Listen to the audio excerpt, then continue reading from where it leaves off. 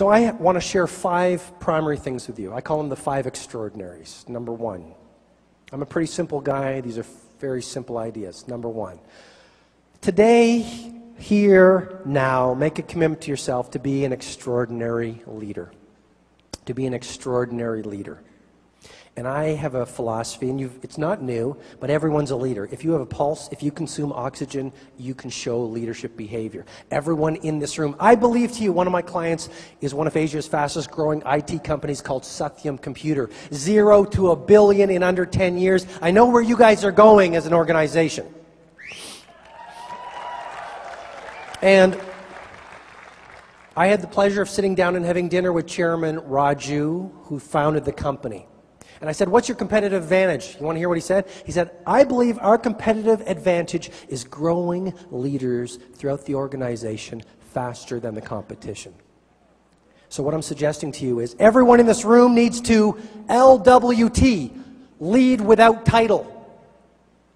So we're going to talk about what leadership is all about. It's not about title, it's about the way you show up. Number 2, I invite you, as we go through this, I'm going to be talking about being an extraordinary connector.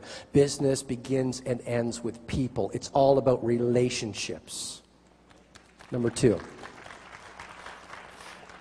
Number 3,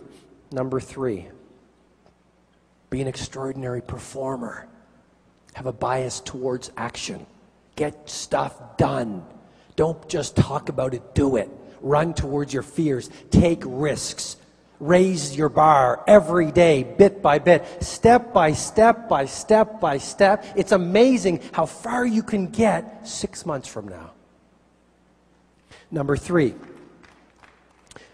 So that's number 3, be an extraordinary performer. Number 4, I'm going to talk about being an extraordinary person. It all begins within. And number 5, I'm going to end with a very moving piece that will remind you that ultimately it's all about how much value you create for the people around you. Be an extraordinary contributor. Okay? Number 1, be an extraordinary leader. Number 2, be an extraordinary connector with people. Number 3, be an extraordinary performer. Number 4, be an extraordinary person. And number 5, be an extraordinary contributor. Very simple philosophy. I'm a simple guy. So, on the first point about leadership, one of my favorite examples. If I can go to my screen, and just leave it on my screen, please, that would be fantastic, as opposed to iMac. Woman on the screen here, just a great example that ordinary people can do extraordinary things. She's not a CEO. She's not a senior vice president. She's not a prime minister. The woman on the screen, her name was Osceola McCarthy, 91 years old at the time she passed away. This woman grew up in wretched poverty, faced absolute adversity, faced one difficulty after another difficulty over the course of her lifetime.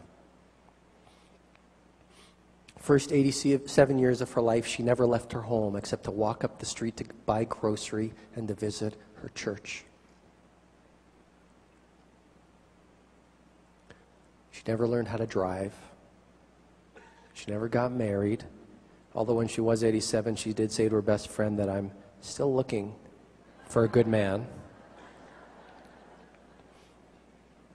Yet by the time she passed away at the age of 91, she'd been honored by world leaders.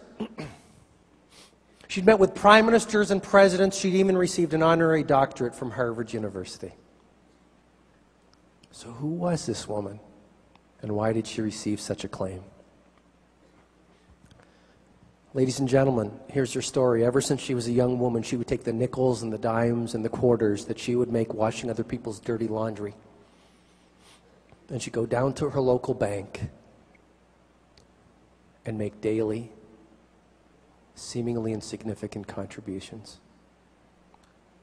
Just like you within your organization, you might think that the little things you do, whether it's a new person you meet, whether it's coaching someone within your organization, whether it's running towards a fear, whether it's taking the time to read, whether it's taking the time to be nice to someone amidst a busy, difficult day. You might think that the little things that you do don't make a difference.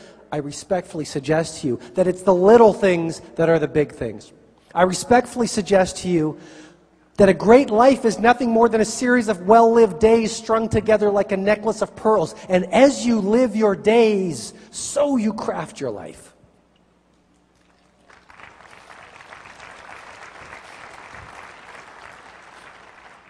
In other words, getting to world class is not about revolution, it's about evolution. Each day just getting a little bit better. And this woman would take these little nickels and dimes and quarters that she would make washing other people's dirty laundry. And she'd walk down to her bank and make these daily contributions. And friends, this went on day after day, week after week, month after month, year after year, until the decades slipped away, because life is like that. One day she's 87, she walks into the bank, the man behind the counter looks at her and he smiles, he says, "Osceola, how are you today?" She says, "Fine." He says, "Osceola, do you have any idea how much money you have accumulated as a result of these small, daily, seemingly insignificant contributions that you've been making every day over the course of your life?" She said, "No, why don't you tell me?" He said, "Osceola, you have accumulated $250,000. She was a simple woman. She didn't know how much money that was. The man behind the counter took out 10 dimes and put them on the counter across from her. And he said, "Osceola, these 10 coins represent your money. Please tell me what you want me to do with it." She points to the first dime and she says, "I want you to give that to the church." She points to the next 3 dimes and says, "I want you to give these to my nieces and my nephews because I love them so much." She points to the remaining 6 dimes and she says, "As for these, I have something very special in mind." 1 month later, the local university in Osceola McCarthy's hometown received a check from her for $150,000 with a handwritten note attached to it that simply said, "I would like you to set up a scholarship for poor African American students who still know how to dream."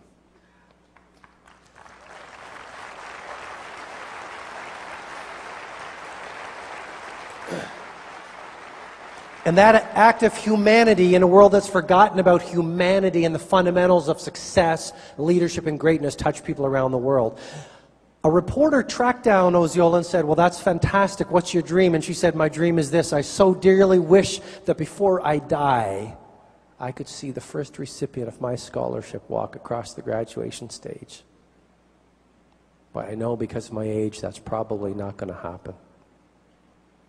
And yet 1 month before she died, the first recipient of her scholarship walked across the graduation stage. And after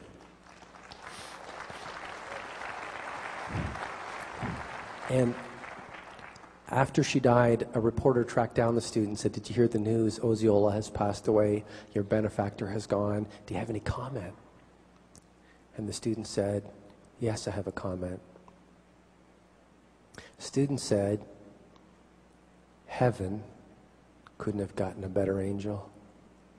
She was a blessing. She was a treasure. She was a leader in the entire world.